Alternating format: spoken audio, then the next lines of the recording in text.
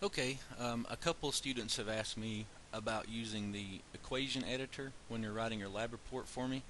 Um, so I guess that's a good thing to ask that question. So since I have to read a bunch of lab reports, it will be well worth my time to explain to you how I would like for you to format, equations and stuff like that when you're need to put them in your lab report because some of you lose points because you don't have a sample calculation or all of your calculations, whatever's requested um, for you.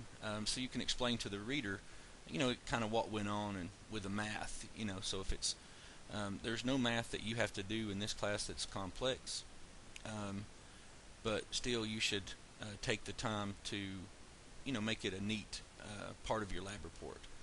Um, so you're in your document here, um, and let's just say that I'm writing a report for Mr. Lance's class, and somewhere down through here, um, I just said, you know, blah, blah,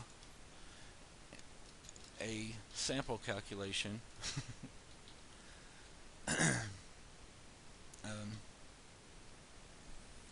and then I reference that. So where I want you to do, what I want you to do, is this would be like under, probably you'd be in the, I would say the data or results part of that, or the discussion, whatever, wherever you want to talk about your stuff or put your sample calculation.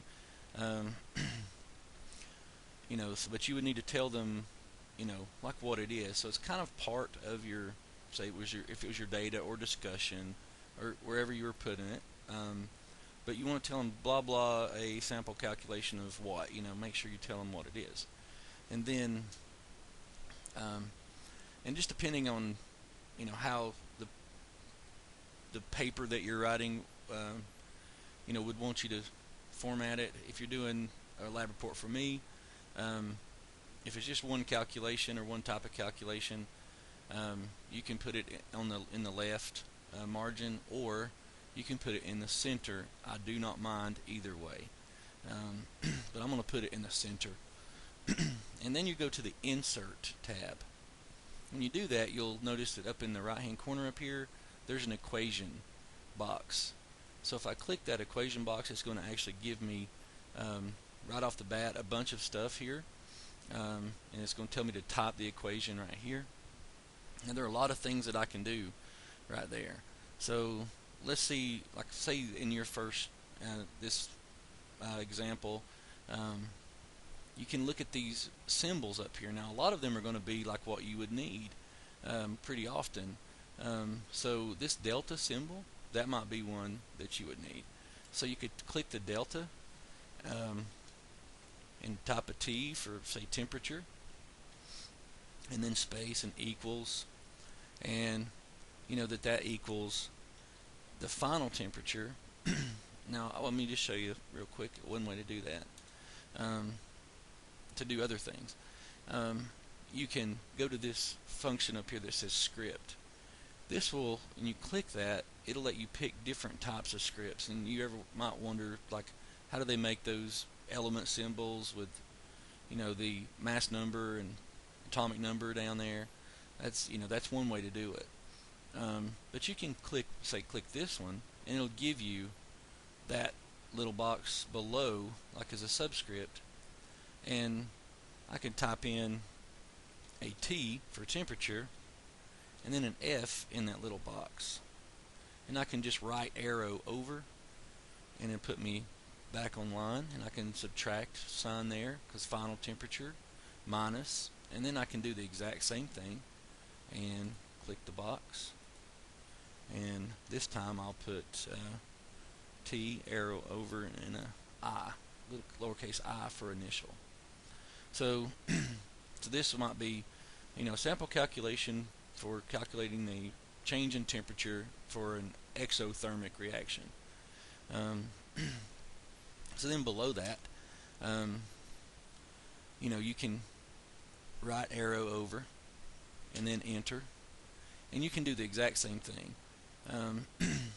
Now a lot of times what I'll do is I'll copy I'll just copy that text, Control C, and then I'll enter right below it, and I'll just paste it.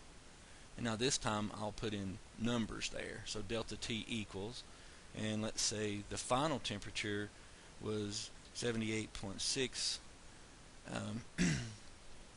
And I can also do my design again right here, since I pasted that equation, and it'll say it was degrees Celsius. So I click that degrees Celsius box just right up here, and it'll put that temperature right there for me, or the temperature, or the unit for the temperature.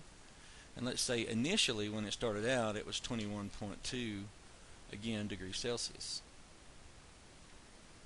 And then since I've already copied that part there, I can probably just Control V and paste it again.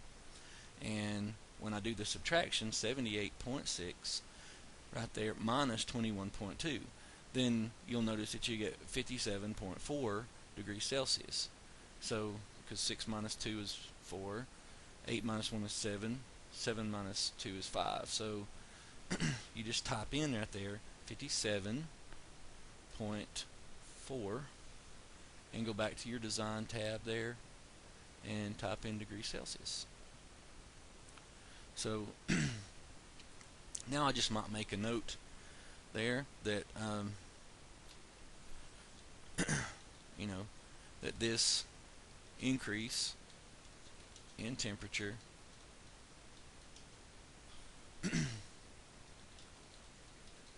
is evidence of an exothermic reaction. And then I do not want that part to be bold,